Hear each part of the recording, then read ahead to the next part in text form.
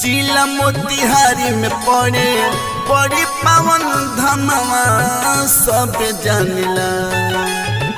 जिला मोतिहारी में पड़े बड़ी पावन धमवा सब जानिला।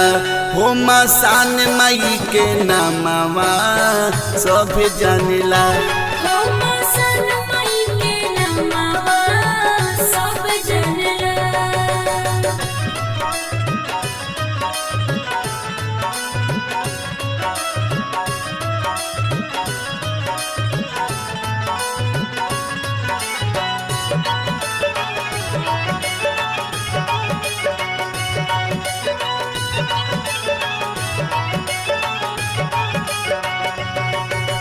दूर दूर के भगताया के सिसवाया पंझुकावे।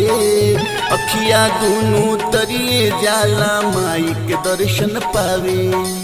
अखिया दोनों तरिए जाला माई के दर्शन पावे। दूर दूर के भगताया के सिसवाया पंझुकावे।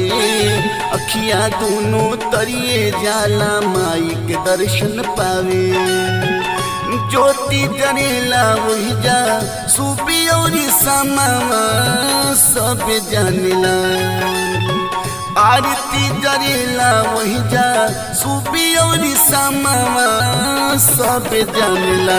जलप भवानी माई के नामवा सब जानिला। जलप भवानी माई के नामवा सब जानिला।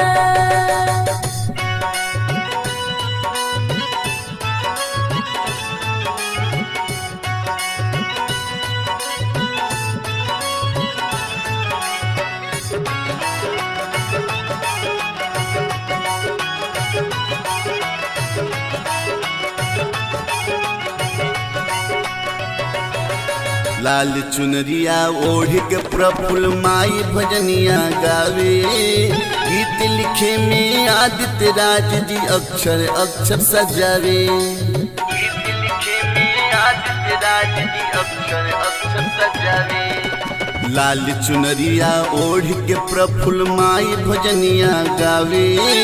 गीत लिखे में आदित्य उत्तम अक्षर अक्षर सजावे। भक्ति में शक्ति होला लागे नहीं तमवा सब जानिला। भक्ति में शक्ति होला लागे नहीं तमवा सब जानिला। भोरहन माई राउर नामवा सब जानिला।